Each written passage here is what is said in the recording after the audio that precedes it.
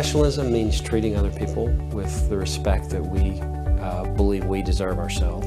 I think respecting everyone around you and yourself as well is paramount. I think that respect ultimately is what defines professionalism.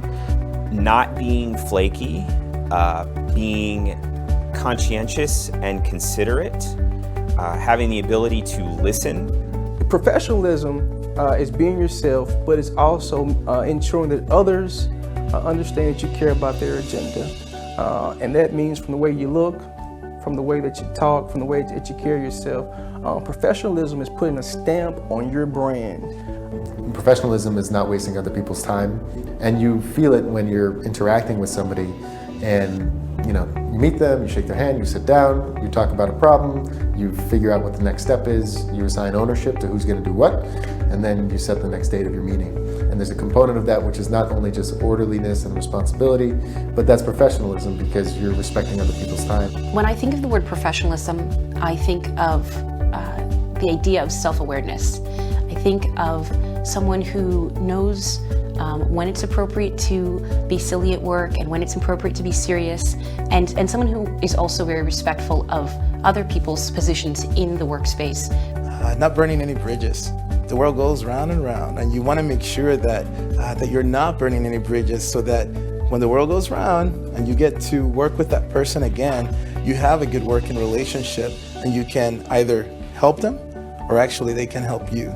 Tact, promptness, responsiveness, someone who is empathetic to the needs of people that they are working for, working with. I think professionalism means the context of ethics, in terms of doing a good job, in terms of being very mindful of your coworkers, delivering what you say you're going to deliver. It really comes down to being a nice person.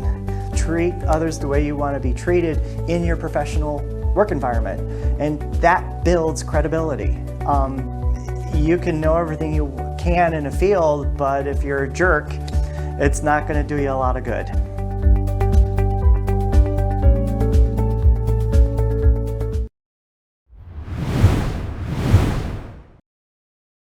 Whenever I'm starting a new project, I make sure that there is a clear definition of what people want to get out of the project. And if that can't exactly be figured out, well, then we stay at the outlining stage of the project until that's ready. This kind of leads into another part of the professionalism and work ethic career competency: running meetings effectively.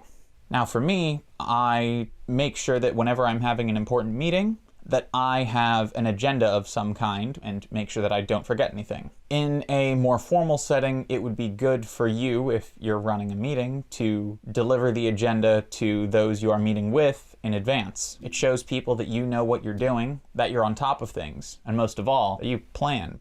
Another important part of the professionalism and work ethic competency is time management, punctuality, planning. There's all sorts of names for it.